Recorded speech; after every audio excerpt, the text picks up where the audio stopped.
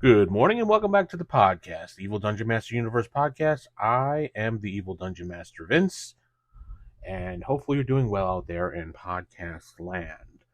Today is another episode, but before we do that, don't forget to rate this podcast wherever you're downloading it, like it, or comment wherever you can. Now, on to the show. Well, first, theevildm.com is where you can go to my website and contact me for everything. Anyway, today we're going to talk about min-maxing in tabletop role-playing games. Now, min-maxing in tabletop role-playing games is a contentious topic that has sparked debates among a lot of people over the years. And it's not just being done in new games, like new mainstream games. It's been done since the beginning of role-playing time. So min-maxing refers to the practice of optimizing a character's ability to excel in a certain area while sacrificing it in other areas, such as dumping your lowest attribute stat in intelligence and maximizing your strength if you're doing a point-buy system, or when you're doing a 3d6 or 46, drop the lowest 6 and then you're getting 18s, you're putting your 18 in your combat stats because you want to be a min-maxed combat person. Whether one should engage in min-maxing really depends on your campaign and play style preference, the group dynamics, and the overall goal of the game. It's something you might want to discuss with the game master or the DM at the beginning during character creation. No, I don't call it session 0, I call it character creation.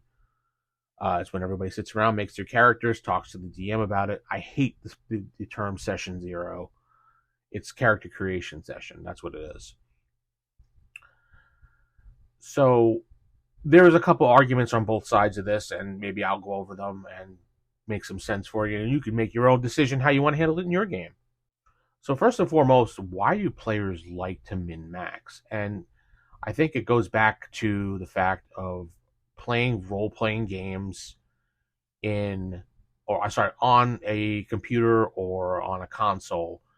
I mean, you're by yourself, and the desire to want to make your character the best character in the world while playing this video game is probably going to be your best idea. And that's perfectly fine because you're using the game engine in a video game and you're one character trying to maximize your abilities and your skills, your equipment, and whatever role you've chosen in the game.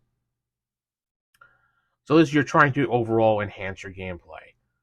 Understood. But when it comes to role-playing games around the tabletop role-playing games, that is, min-maxing is not necessarily a good idea.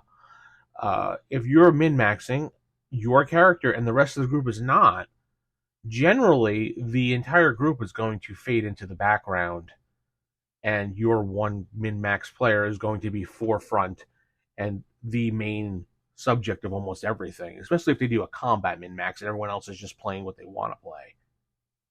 Perfect example of how min-maxing characters or overpowered characters are compared to the rest of the group. Think about Buffy the Vampire Slayer, the role-playing game.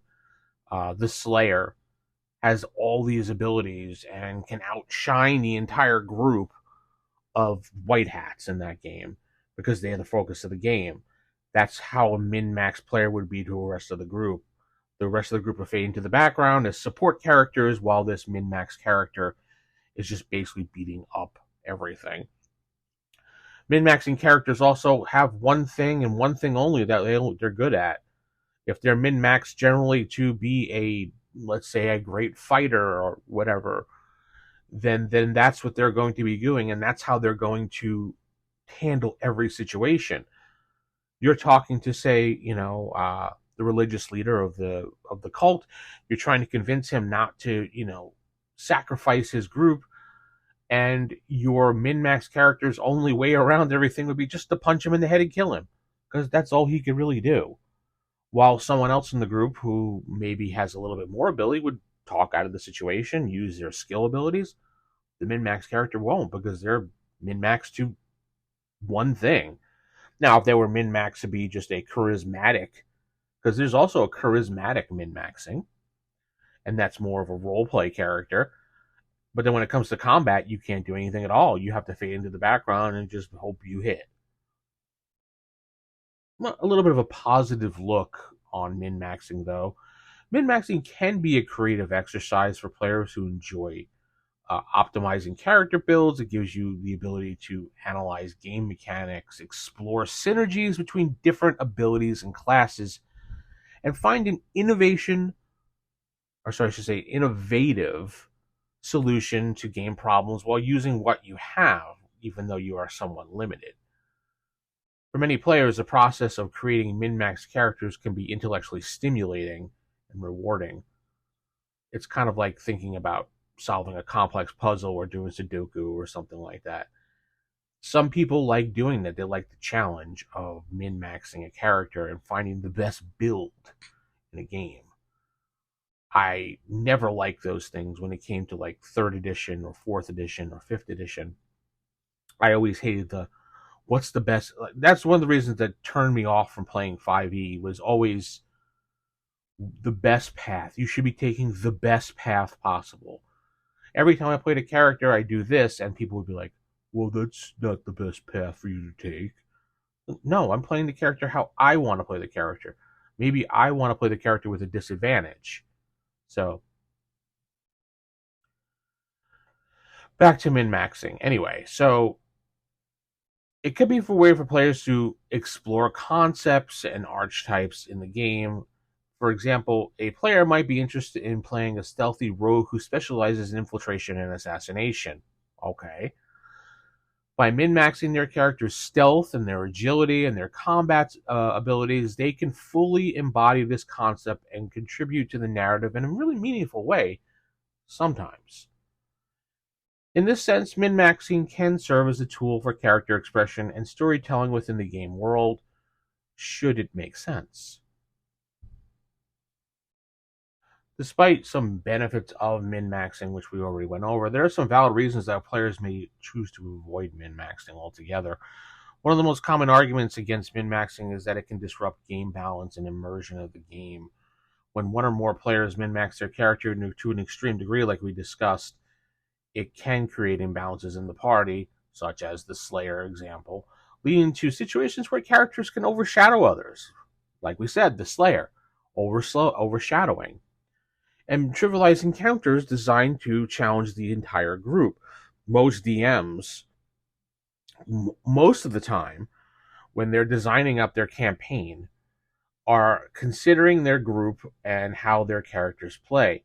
Generally, a lot of times GMs will put the group, or the campaign, and design it in a way that he's maximizing the NPCs for efficiency against players who like to min-max. Everybody likes to have the best character possible out there. Yeah, I'm not going to lie, myself included. We all want to be able to hit and impact something and slaughter things. We all want to be able to talk our way out of a situation with an ease of a roll and get that bonus. But sometimes it just doesn't work that way. And just like real life, you're not good at everything. You're just good at some things. So min-maxing, I don't know, I've always despised min-maxing in gaming, and I'd like to do my own thing. This is me. I'd like to just play the character how I feel and take it where it goes. Sure, if I'm designing my character up to be a fighter, I'm going to put his stats or attributes or skills higher in fighting abilities, obviously, because you're a fighter. If I'm a magic user or wizard, I'm going to put my abilities to focus on being a magic user. I don't consider that min-maxing. I consider that character smart or class smart. I want my character to be able to do what he does best. There are certain situations where I will put things that aren't the best for the character because I want to see how the pathetic character or the hopeless character. There was a whole paragraph in Holmes' basic D&D which talked about the hopeless character. When you're rolling up your character and you have these poor stats, it doesn't mean that your character is horrible.